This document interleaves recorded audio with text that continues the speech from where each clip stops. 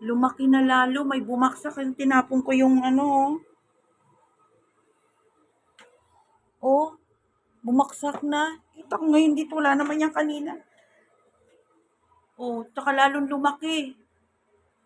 Kaya, siguro nga may tubig nga siguro yan. O, delikado yung saksakan dyan So, ito, may problema tayo. Bumaksak na. Bale, wala po siyang tubig. Tuyo po yan. Ang problema, hindi kaya ng exhaust fan. Ang init niya kaya naluto ang kisame, ang palitada at ang masilya. Naluto siya kaya nalhulog, nalaglag sa sobrang init dahil kulong ang aking kusina. Alam mo naman yung mga ganitong type ng subdivision, di tayo pwedeng maglagay ng bintana dahil nagpapasara din yung likod. So, kailangan natin siyang tiktikin at ipaayos. So, ayan naman ang talagang natunaw at naluto sa init. Kalahati lang, yung iba okay naman. So, ito na nga, nagpagawa tayo, nagpalagay tayo ng kisame. Kinakabit na yung electric pan ko, nakabit niya na yung kisame. So, napakalaking linisan nito. Pag natapos niya, magpipintura na lang siya. Lahat yan, huhugasan natin. Total, magje-general cleaning din naman. So, talagang lahat yan, huhugasan, lilinisan. Malaking trabaho talaga. Kakabit niya pa yung ilaw. Sa CR, natapos na. Napinturahan niya na, naikabit na yung exhaust pan na nanggaling sa kusina. So, ayan na yung aking kisame. Napinturahan niya na. Ikakabit na lang yung aking electric fan. Pagkatapos niyang makabit yung electric fan, konting retouch na lang. Pagkatapos nito, move tayo sa next project natin. Yung mga bintana naman, kailangan nating ipagawa ang screen at ang konting welding lang sa taas. So, ayan, naikabit na yung aking bagong industrial exhaust fan na binili ko sa Wilcon.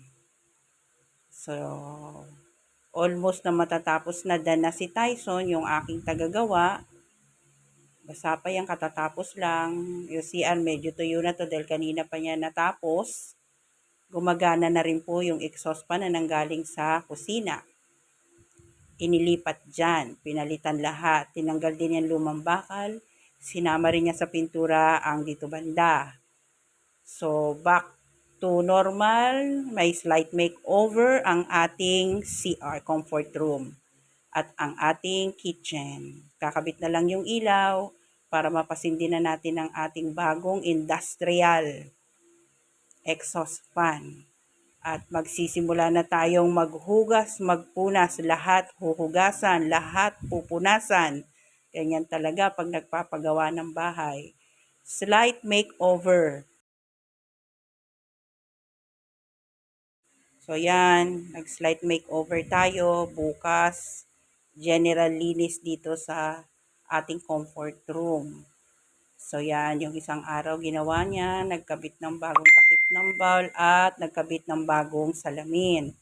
Naikabit na yung akin at nilinisan niya yung aking electric pan sa kitchen. So ayan, pinapagana na namin yung aming bagong industrial exhaust fan sa kitchen. So ito na, nag-i-start na ang inyong lingkod.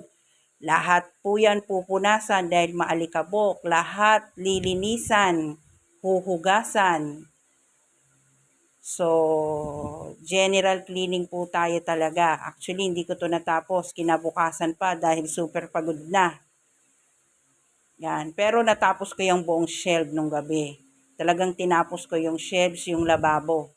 Yung likod na shelves ko na lang kaninang umaga. Tinapos ko. Tsaka yung mga sahig na lang at konting hugas.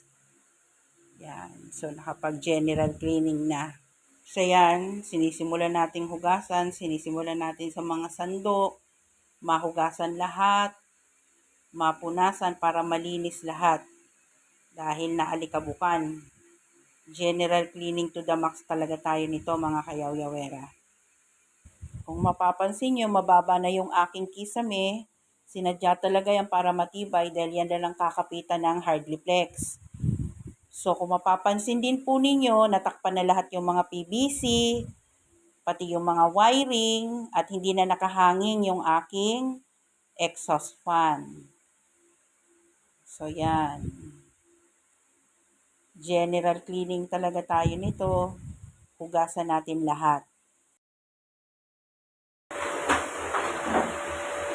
Natuwang ko sa paglinis dito yung aking dalawang kasama, ang aking bunso at ang aming prinsesang si Jewel. Siya ang nag-vacuum, pinapunas ko yung buong shelves sa kusina, sa ibabaw ng gas range, at yung buong TV rack, pinapunas ko talaga lahat yan, pinatanggal ko lahat sa aking bunso. General cleaning punas talaga. At si Jewel ang nag-vacuum dahil gusto kong mag-vacuum si Jewel. Pagkatapos, ako na ang nag-mop. Sunrocks talaga lahat yan para sanitize. So, ito na nga. Natapos din kami sa wakas maglinis sa living room at kitchen and CR. So, ito na po. Malinis na po. Hinugasan po natin lahat yan. Mga kayaw-yawera, pinunasan, hinugasan, at sanitize po. Yan. So, malinis na yung ating kusina. Natapos na ang ating makeover sa ating kitchen. Yan po siya. Natapos po nating hugasan at inorganize natin. Nilinis mabuti.